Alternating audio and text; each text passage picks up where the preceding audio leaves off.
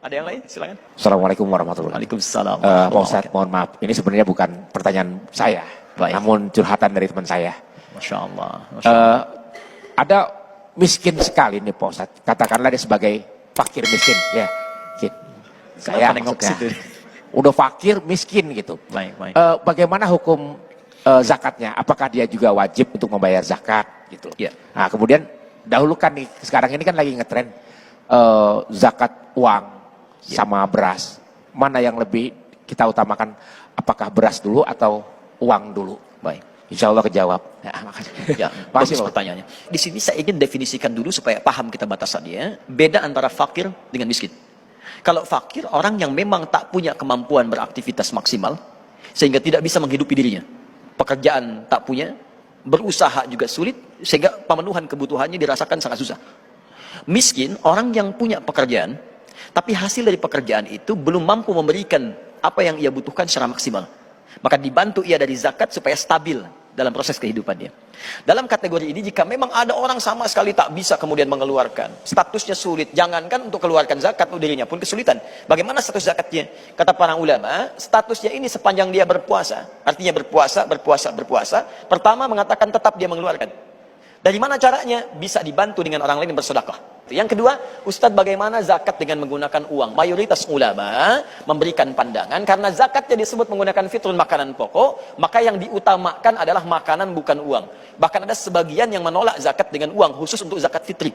Karena dikhawatirkan keluar dari konteksnya. Konteks yang ngasih makanan, tiba-tiba dikasih uang, dibelikanlah pulsa. Ya.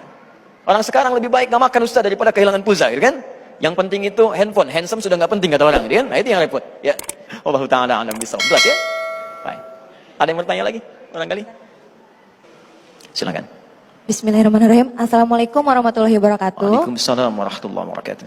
Pak Ustadz, saya kan udah bekerja. Alhamdulillah. Tapi orang tua saya itu memaksa untuk tetap membayarkan zakat saya. Apakah itu boleh? Dan bolehkah saya mendabelkan zakat saya juga? Saya bayar juga gitu.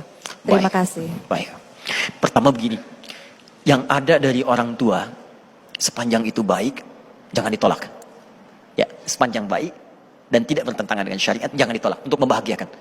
Bahkan banyak ayat di Quran itu mendorong kita berusaha membahagiakan orang tua. Maka sedapat mungkin kalau ibu mau katakan, saya mau bayarkan, gak apa-apa. Terima saja dulu. Dan nilai itu ketika diberikan, nanti nilainya bisa menjadi sedekah. Ya, sedekah. Lalu Anda misalnya keluarkan, ini atas nama saya keluarkan. Fulana binti Fulan, atau Fulan misalnya bin Fulan dan seterusnya.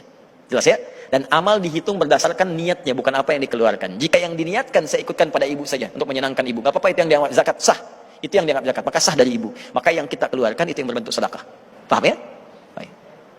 Baik, kalau paham, kita coba simpulkan. Jadi yang pertama, setiap Ramadan ada peluang bagi kita untuk mendapatkan amalan istimewa yang hanya berlangsung sekali selama setahun, disebut dengan zakatul fitri.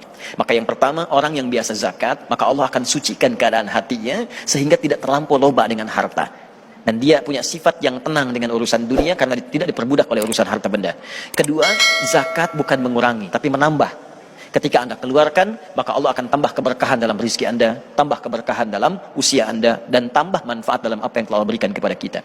Fitrun berupa makanan. Zakat ini dikeluarkan dalam bentuk makanan, tidak dalam bentuk yang lain menurut mayoritas ahli fikih, supaya bisa dikonsumsi dan merasakan kebahagiaan, sekaligus menunjukkan bahwa Ramadan telah usai dan saatnya makan kembali. Keadaan orang yang sudah bersih hatinya, maka kembalilah ia kepada fitrahnya. Fitrah manusia menunjuk pada kebeningan hatinya. Untuk itulah Ibnu Abbas radhiyallahu taala anhuma mempopulerkan fungsi zakat fitri yang bisa mempengaruhi kepada fitrah. Maka beliau namakan dengan zakat fitrah. Zakat yang bisa menyucikan jiwa seseorang selain mengonsumsi makanan untuk kebahagiaan. Itulah inti materi kita. Semoga dengan zakat fitri ini disucikan hati kita.